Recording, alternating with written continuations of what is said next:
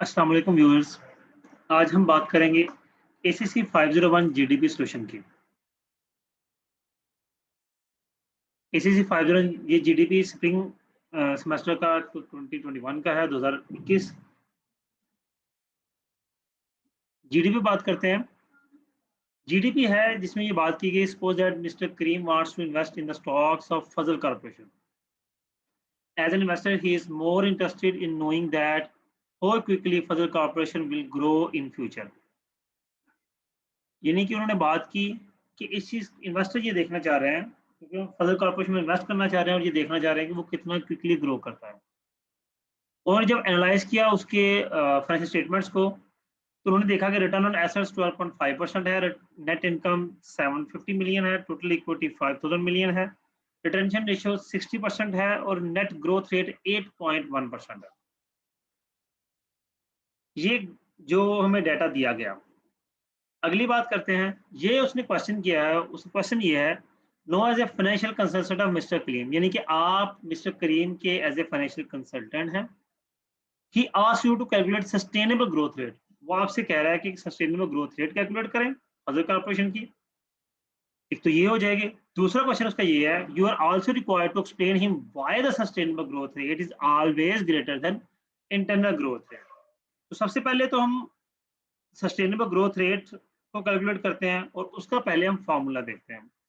Sustainable growth rate को अगर हम कैलकुलेट करें तो उसके लिए हमें चाहिए रिटेंशन रेशियो और रिटर्न ऑन इक्विटी। अगर हम वापस अपने गिवन डाटा की तरफ आए तो हमारे पास रिटेंशन रेशियो तो मौजूद है लेकिन रिटर्न ऑन इक्विटी नहीं है। इसका मतलब है रिटर्न ऑन इक्विटी हमें कैलकुलेट करना पड़ेगा। रिटर्न ऑन इक्विटी की अगर हम तरफ चलते हैं तो वो है जी net income divide by total equity multiply by 100। Net income हमारे पास 750 मिलियन और टोटल इक्विटी है 5000 मिलियन। क्योंकि इनके यूनिट सेम है तो इनका मिलियन मेंशन नहीं किया गया। अगर हम इसको सॉल्व करते हैं तो हमारे पास रिटर्न ऑन इक्विटी निकलती है 15%। अब देखिए आपके पास रिटेंशन रेशियो भी मौजूद है और रिटर्न ऑन इक्विटी भी मौजूद है। अब हम इन दोनों को पुट कर देंगे सस्टेनेबल ग्रोथ रेट के फार्मूला में। रिटेंशन रेशियो 60% है, रिटर्न ऑन इक्विटी 15% है। दोनों को हम मल्टीप्लाई करते हैं तो हमारे पास जो आंसर आता है वो 9% है। आप देखें कि हमारे पास जो इंटरनल ग्रोथ रेट है वो 8.1% है, जबकि सस्टेनेबल ग्रोथ रेट जो हमारे पास आया वो 9% है। ये फिगर भी ये शो कर रही है कि सस्टेनेबल ग्रोथ रेट ज्यादा है इंटरनल ग्रोथ रेट से। और दूसरा क्वेश्चन भी उसका यही था कि internal growth sustainable growth rate हमेशा इंटरनल ग्रोथ रेट से ज्यादा क्यों होता है। इस पर बात करते हैं। इंटरनल ग्रोथ रेट कैलकुलेट किया जाता है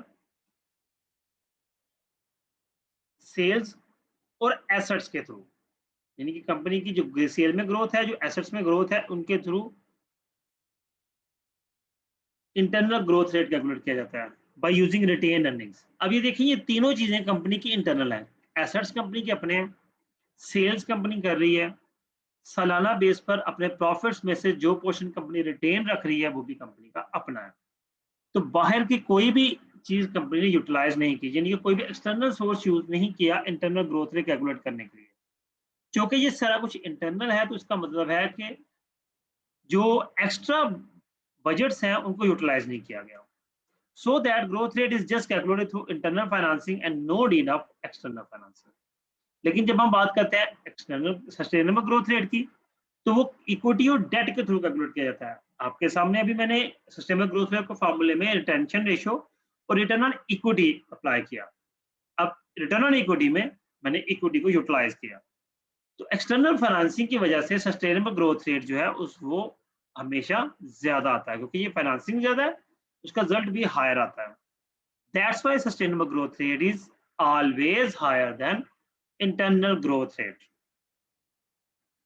जी व्यूअर्स, ये हमारा दोनों चीजें थी। एक तो हमने बात की कि सस्टेनेबल ग्रोथ रेट होता क्या है और दूसरी चीज कैलकुलेट किस तरह से किया जाता है, और तीसरी चीज हमने ये देखी कि सस्टेनेबल ग्रोथ रेट क्यों हाई होता है इंटरनल ग्रोथ रेट। ये सारी चीजें जो उसने क्वेश्चंस किए थे, हमने उनको थारोली डिस्कस किया कि ये किस किस तरह से ये चीजें अप्लाई होती हैं।